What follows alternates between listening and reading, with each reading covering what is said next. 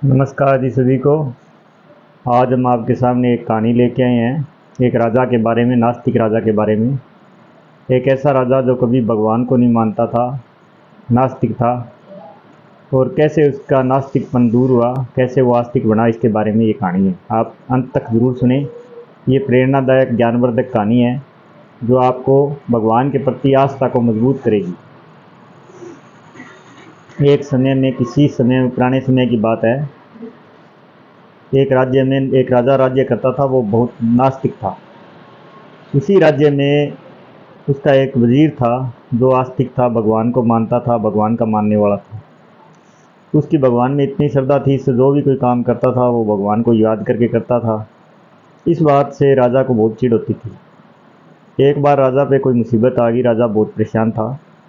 उस नास्तिक राजा ने परेशानी के दौर में इधर उधर से सलाह मांगी। वहीं वजीर ने उसको सलाह दी कि हे राजन, आप ऐसे करो, आप भगवान का नाम लो, उस परमात्मा का याद करो और आपकी समस्या दूर हो सकती है। परमात्मा आपकी समस्या दूर कर सकते हैं। राजा पहले ही नास्तिक था, वो चिढ़ गया। उसने गुस्से में आके वजीर से बोला, क्या है तेरा भगवान? कहाँ है तेरा भगवान? ला मुझे दिखा। तो वजीर ने कहा, भगवान देखने की चीज़ नहीं है, आप उसे याद करो, वो आपकी मदद करेंगे। राजा इससे बहुत क्रोधित हो गया। राजा ने वजीर को कहा कि तेरे को 3 दिन का समय दिया जाता है, या तो तू 3 दिन में मुझे बता भी तेरा कैसा भगवान है, कहाँ मिलेगा और कैसे उसे पाया जा सकता है। अगर तूने 3 दिन में मेरे इन 3 सवालों का जवाब नहीं दिया तो तुझे सरेआम फांसी दे दी जाएगी। वजीर इससे परेशान हो गया। वजीर घर पे आ गया, परेशान होकर बैठा था। वजीर की एक लड़की थी। उसने पूछा, पापा क्या बात होगी, आप मुझे बताओ, आज परेशान कैसे हो?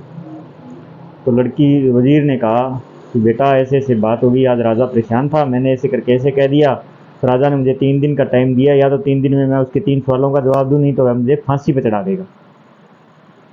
तो लड़की ने कहा, पापा इसमें घबराने वाली बात नहीं है, आप चिंता मत करो।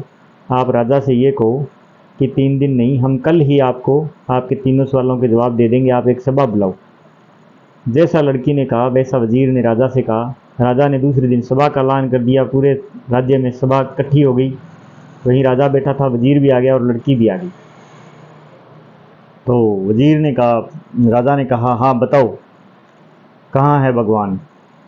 मेरे 3 सवालों के जवाब दो। आप कह रहे थे, मैंने तुम्हें 3 दिन का टाइम दिया था, लेकिन तुम कह रहे हो आज ही हम दिखा देंगे, तो मुझे मेरे 3 सवालों के जवाब आज ही दो। तो लड़की बोली, ठीक है राजन, हम आपके 3 सवालों के जवाब देंगे, पर आपने मेरे एक सवाल का जवाब देना है। अगर आपने मेरे एक सवाल का जवाब दे दिया तो हम आपके 3 सवालों के जवाब दे देंगे। तो राजा ने कहा, ठीक है, मैं आपके सवाल का जवाब दे दूंगा। तो लड़की ने कहा, पर हम आपके सवालों का जवाब क्यों दें? हमें कोई ऐसा, मतलब आप अगर हम नहीं देंगे तो आप हमें मौत दोगे, अगर हम जवाब दे देंगे तो हमें इनाम क्या मिलेगा? तो राजा ने बोला कि अगर आप मेरे सवालों के जवाब दे दोगे तो मैं ये राज्य छोड़ दूंगा, आपको ये राजगद्दी सौंप दूंगा। लड़की ने कहा, ठीक है राजन, आप एक काम करो, आप एक कटोरी में दूध मंगाओ। राजन ने तुरंत हुक्म दिया। उसके वो चेले चपाटे जो थे, वो संतरी वगैरह, वो दूध की कटोरी लेके आ गए। अब क्या हुआ, लड़की ने वो दूध की कटोरी हाथ में ली, हाथ में लेकर उसमें उंगली घुमानी शुरू कर दी। काफ़ी देर तक उंगली घुमाती रही, दूध को ऐसे उठा लेती, ऐसे कर लेती, फिर डाल देती वापस, फिर ऐसे कर लेती, ये करती रही। सब लोग उसको देख रहे थे। राजा को बड़ा अचंभा हुआ कि ये लड़की ऐसे कर क्या रही है। राजा ने उससे पूछा कि तुम ये क्या कर रही हो, मुझे ये बताओ, इतनी देर से यहाँ पे हम तुमसे सवालों के जवाब लेने के लिए बैठे हैं और तुम इस दूध को ऐसे हिलाई जा रही हो, कर क्या रही हो? तो लड़की ने कहा, राजन मुझे एक चीज़ नज़र नहीं आ रही। राजा ने कहा, क्या नज़र नहीं आ रही? लड़की ने कहा, घी। घी इसी दूध में से निकलता है, पर मुझे वो घी इस दूध में दिखाई नहीं दे रहा। कृपया कर मुझे वो घी कहाँ, ये बताने की आप कृपा करें। तो राजा ने कहा, अरे मूर्ख लड़की, ये दूध है, दूध। घी ऐसे नहीं नज़र आता। ये दूध है, इसको पहले इसके अंदर थोड़ी छाछ डालनी पड़ती है, फिर ये दूध फट जाता है तो ये दही बन जाता है। दही बनने के बाद में उसे रिड़का जाता है, मतलब बिलोया जाता है। उसके बाद में से उसमें से मक्खन निकलता है, फिर उस मक्खन को गर्म किया जाता है, फिर घी निकलता है। तो लड़की ने कहा, ठीक है राजन, मैं आपकी बात समझ गई। जब ये दूध है, इसमें हमें घी नहीं दिखाई देता, जो सिंपल सी चीज़ है, जो हमारे खाने पीने की चीज़ है, वो हमें इस दूध में दिखाई नहीं दे रही। और जो इतना शक्तिशाली है, जो जिसने सब कुछ बनाया है, वो अपने हमें इतना आसानी से कैसे दिखाई दे सकता है। हे राजन, जिस प्रकार ये दूध है, इसके अंदर ही वो घी समाहित है, इसी प्रकार हमारा मन एक दूध है, और उसके अंदर थोड़ा विकार आने की वजह से अब हमने जो शरीर धारण कर रखा है, अब हम इस दही की अवस्था में आ चुके हैं।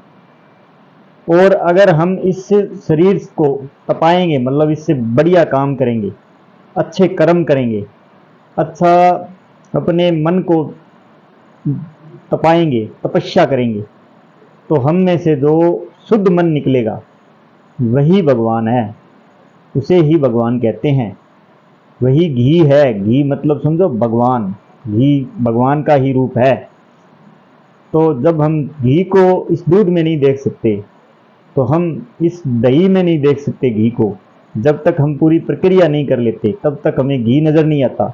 इसी प्रकार हम जब तक पूरी तरह से अपने को साफ, स्वस्थ और पूरी तरह से निर्मल नहीं कर लेते, तब तक हम उस भगवान को अपने अंदर नहीं देख सकते, जबकि वो भगवान घी की तरह हमारे अंदर ही छुपा बैठा है।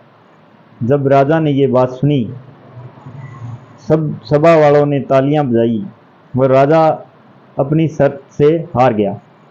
हारने की वजह से राजा ने अपनी सीट छोड़ दी और वो लड़की वहाँ पे जाके बैठ गई। वह लड़की को वहाँ बिठा दिया।